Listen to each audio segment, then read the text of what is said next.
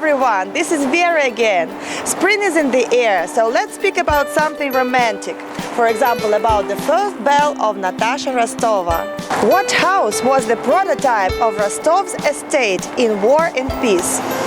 Did the 200-year-old elm, the favorite Bunin's tree, survive? Where did Pushkin read his poem Poltava for the first time? You will know all this when you see our next video. Today our best Moscow travel guide invites you to walk along the most aristocratic street in Moscow, Povarskaya. It connects the new Arbat and the Sadovoye ring.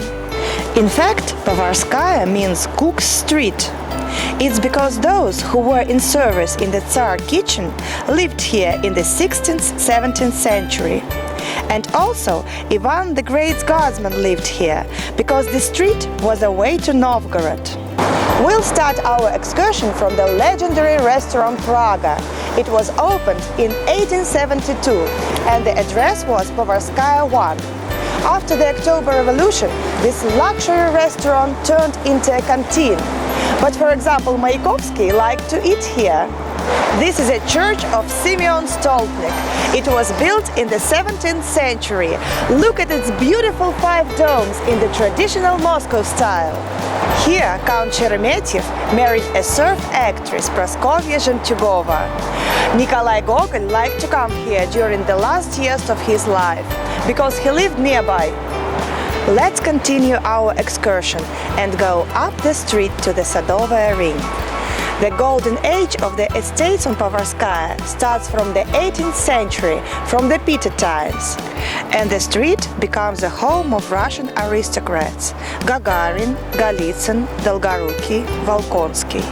Today, most of the estates host different foreign embassies, for example Norway or Cyprus. In Bludov's estate on Povarskaya 15, there is a Supreme Court of Russia now. Look, here is the sculpture of Femida, without an eye patch for some reason. Unfortunately, not all estates survived till nowadays. Some of them burnt out, some of them were demolished. For example, between 2 streets, Borisoglebsky and Bykrzhevsky, instead of 2 luxury estates of the 18th century, the Soviets made a park which was called Ivan Bunin Park. 200-year-old elm, the favorite Bunin's tree, unfortunately has not survived. Let's continue our excursion. Look at the house number 25, the Gagarin estate. Prince Gagarin, the director of the Emperor's Theatre, ordered to build the main house in the Empire style. In 1920s, the cavalry school was here, and in 1937, the building became the Literature Institute. In the yard, there is another famous sculpture of Vera Muhina, the Thunderbird of Revolution. And here is the house of Lyubov Orlova, the favorite actress of Stalin. In the 19th century, this house belonged to the Count Sheremetyev, and in one of its splendid halls, Pushkin read his poem Poltava for the first time.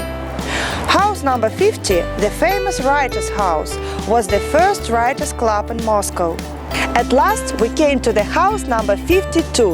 This yellow estate with 6 columns, Lev Tolstoy made a home of his Natasha Rostova from War and Peace. This house is made in Russian classicism style. In 1920, the Palace of Arts was opened here. Boris Pasternak, Alexei Tolstoy, Sergei Yesenin and Marina Tsvetaeva performed here. In the yard you can see the monument to Lev Tolstoy, made by Vasnetsov. Today, several writing organizations and restaurants are located here. For example, Tolstoy Pub. Finally, Povarskaya led us to the Sadovoye ring. Here on Kudrinskaya Square, our Moscow travel guide and me, Vera. Stay on our channel, subscribe and enjoy the wonderful views of Moscow, its streets, squares, buildings, and please suggest the places that you would like to see. Bye!